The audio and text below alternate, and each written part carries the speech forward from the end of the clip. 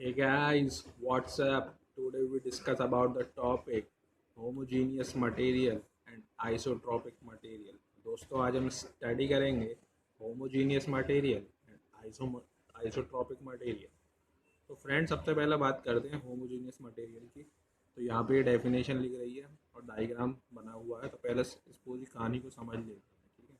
देखो, the elastic properties are same in different point at particular direction। ठीक है, तो देखो ये कहना क्या चाह रही है। सबसे पहले फ्रेंड हमें समझना पड़ेगा कि इलास्टिसिटी क्या होती है या इलास्टिक प्रॉपर्टीज़ क्या होती है। तो देखो, इलास्टिक प्रॉपर्टीज़ वो प्रॉपर्टीज़ होती हैं मटेरियल की कि जिनके अंदर इलास्टिसिटी हो। जैसे कि आप सब जानते होंगे कि कोई बॉडी है, ठीक है, कोई बॉडी है इस तरीके से, उस पर फ्रेंड्स मैंने लोड लगाया, ठीक है। फिर जैसे ही मैंने लोड रिमूव करा तो इसकी पोजीशन में कोई चेंज नहीं आया। तो इस प्रॉपर्टी को मैं इलास्टिसिटी कहता हूँ, मतलब ये अपनी ओरिजिनल पोजीशन इसने गेन कर ली, ठीक है। तो ये जो इलास्टिक प्रॉपर्टीज़ है ये शो कौन करता है फ्रेंड्स? ये जो इलास्टिक प्रॉपर्टीज़ है ये इलास्टिक कांस्टेंट के द्वारा शो होती है। इलास्टिक कांस्टेंट जैसे कि ये सब आपके ई हो गया, ठीक है, के, ठीक है, जी, म्यू, ये सब जो होते हैं हमारे इलास्टिक कांस्टेंट होते हैं। अब आते हैं अपने डायग्राम पे। देखो, इसमें क्या है कि डिफरेंट पॉइंट्स हैं, ठीक है। तो elastic properties are same in different point at particular direction. कहने का मतलब ये है कि देखो, अलग अलग डिफरेंट डिफरेंट पॉइंट है, ये पॉइंट, ये पॉइंट, ये पॉइंट। तो तुम्हें देख रहा होगा कि इन सब के पास, ठीक है, जो इलास्टिसिटी है वो सब में सेम है। कहने का मतलब ये है कि इसमें ई है तो इसमें भी ई है, इसमें भी ई है। ऐसा नहीं है फ्रेंड्स कि यहाँ पे ई वन है, इसमें ई टू है या ई थ्री है, सब में सेम है। पहली चीज़ कि जो इलास्टिसिटी है वो सेम होनी चाहिए। इलास्टिसिटी शो कौन करेगा? इलास्टिक कांस्टेंट, कुछ भी लिख सकते हो तुम यहाँ पे, ई के जी में। दूसरी चीज़ ये है कि इनकी देखो डायरेक्शन भी सेम है। देखो ये हॉरिजॉन्टल हॉरिजॉन्टल, अगर मान लो लेट सपोज दैट कि ये वाला जो है ये वर्टिकल हो जाता, ये जो है वर्टिकल हो जाता, तो क्या मैं इसको होमोजीनियस मटेरियल कह सकता था? नहीं कह सकता था, ठीक है। तो ये होमोजीनियस मटेरियल नहीं होता। आई होप आपके समझ में आ गया होगा। Now we talk about the isotropic material. तो पहले हम इसकी डेफिनेशन पढ़ लेते हैं कि the elastic properties are same in all direction at particular point. अब देखो ये बॉडी है, ठीक है, जैसे कि अब इस बॉडी में डिफरेंट डिफरेंट पॉइंट्स हैं, ये पॉइंट है, ये पॉइंट है। जैसे मान लीजिए मैंने एक पॉइंट ले लिया यहाँ पे, यहाँ से दिखा देता हूँ, ये मैंने पॉइंट ले लिया।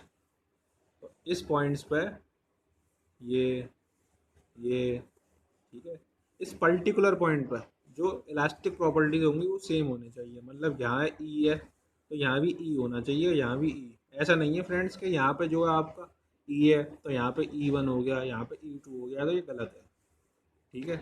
अब देखो, आप अपने डायग्राम पे आते हैं हम लोग। देखो ये वाला जो पर्टिकुलर पॉइंट है, इस पे देखो ई, फिर ई, उसके बाद फिर ई, इस पे E one E one E one, ठीक है। तो ऐसे मटेरियल्स को हम आइसोट्रोपिक मटेरियल्स कहते हैं। अब हम how to check that the material is isotropic और नॉट। तो हम कैसे पहचानेंगे कि मटेरियल आइसोट्रोपिक है कि नहीं है? तो ऐसे कम से कम अगर कोई बॉडी है और उसमें दो इलास्टिक कांस्टेंट, ठीक है, किसी पर्टिकुलर पॉइंट सेम होने चाहिए ऑल डायरेक्शन में। कहने का मतलब ये है कि अगर कोई मटेरियल है, ठीक है, उस पर बहुत सारे पॉइंट है, डिफरेंट डिफरेंट पॉइंट्स हैं, अगर किसी भी दो दो पॉइंट्स पर, किसी भी दो पॉइंट्स पर अगर इलास्टिक कांस्टेंट सेम होंगे तो मैं कह सकता हूँ कि मटेरियल आइसोट्रोपिक है। ये कंपटीशन में क्वेश्चन आता है कि कितने इलास्टिक कांस्टेंट शो कराएंगे कि मटेरियल आइसोट्रोपिक है कि नहीं है। तो कम से कम फ्रेंड दो इलास्टिक कांस्टेंट होने चाहिए। Okay, now we discuss about the anisotropic, ठीक है। देखो इसमें क्या होता है कि अब जैसे कि ये डायग्राम दिख रहा होगा और अच्छे से समझने के लिए जैसे मैंने पॉइंट बना लिया। अब मान लो इस पॉइंट पे थ्री डायरेक्शन में यहाँ पे ई आ रही है इलास्टिसिटी, यहाँ पे ई वन, यहाँ पे ई टू। अब देखो ये सेम नहीं रही, इसमें क्या हो गया? चेंजेस हो गया, ठीक है। तो ऐसे मटेरियल्स को मैं एन आइसोट्रोपिक कहता हूँ, ठीक है। मतलब आइसोट्रोपिक का ये एकदम अपोजिट है एन आइसोट्रोपिक, ठीक है, उसका सिनोनिम है। और कंपटीशन में क्वेश्चन आता है कि कितने इलास्टिक कांस्टेंट होने चाहिए जो ये बताएंगे कि मटेरियल एन आइसोट्रोपिक है। तो कम से कम जैसे कि 21, जैसे ई के जी न्यू और भी होते हैं ऐसे, तो कम से कम ऐसे 21 इलास्टिक कांस्टेंट अगर एक ही पर्टिकुलर पॉइंट पर अलग अलग डायरेक्शन में 21 टाइम्स, तो मैं कह सकता हूँ कि वो मटेरियल जो है वो एन आइसोट्रॉपिक है। Okay, now we discuss about the orthotropic. ठीक है, देखो ऑर्थोट्रॉपिक में क्या है कि जो भी इलास्टिक प्रॉपर्टीज़ है ना, वो जो भी इलास्टिक प्रॉपर्टीज़ हैं आपकी, वो 90 डिग्री के एंगल्स पे होने चाहिए। किस पर? 90 डिग्री के एंगल्स पे। देखो जैसे ये E1 है, ये E2 है, तो इन सब के बीच में जो एंगल होना चाहिए वो 90 डिग्री होना चाहिए। ऐसे मटेरियल्स को हम ऑर्थोट्रॉपिक कह देते हैं। ठीक है,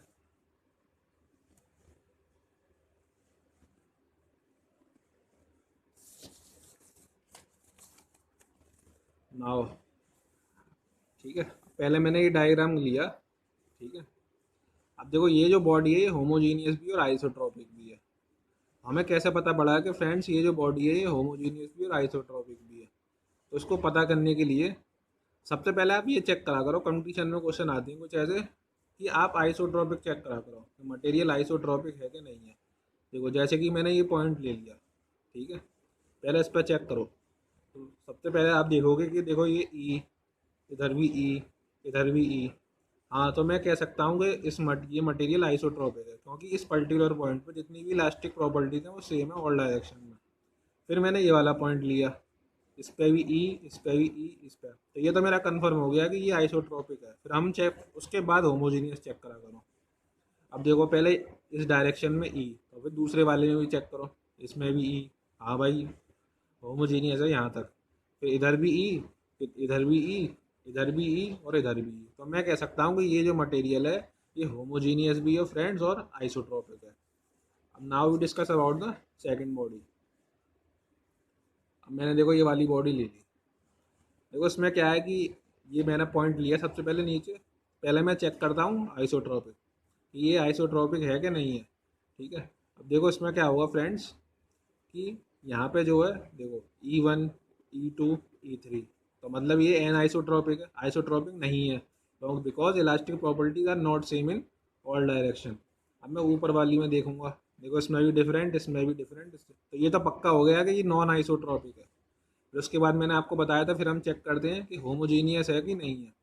अब देखो फ्रेंड्स क्या है इसमें कि देखो यहाँ पे E1, तो यहाँ भी E1, ऊपर E2, फिर ऊपर E2, इधर E3, E3। हाँ, तो ये होमोजीनियस तो है लेकिन आइसोट्रॉपिक नहीं है। आई होप आपके समझ में आ गया होगा। तो मैं लिख दूंगा यहाँ पे होमोजीनियस और नॉन आइसोट्रॉपिक। ठीक है, now we discuss about the, अब फ्रेंड्स हम इसकी बात करते हैं। ठीक है, इसमें क्या है देखो, पहले मैंने बताया था आइसोट्रॉपिक चेक करते हैं। तो देखो ई, तो ये मटेरियल आइसोट्रॉपिक तो है, 2E, 2E, 2E। ठीक है, अब फिर चेक करते हैं होमोजीनियस है कि नहीं है। तो देखो ई, फिर यहाँ पे 2E, फिर ई, फिर 2E, फिर ई, फिर 2E। तो ये मटेरियल जो है आइसोट्रॉपिक तो है but it is a non homogeneous. ठीक है, तो या तो आप मेरा देखते रहिए, बनी रहिए मेरे साथ। थैंक्स फॉर वॉचिंग, और सब्सक्राइब और लाइक करना ना भूलना।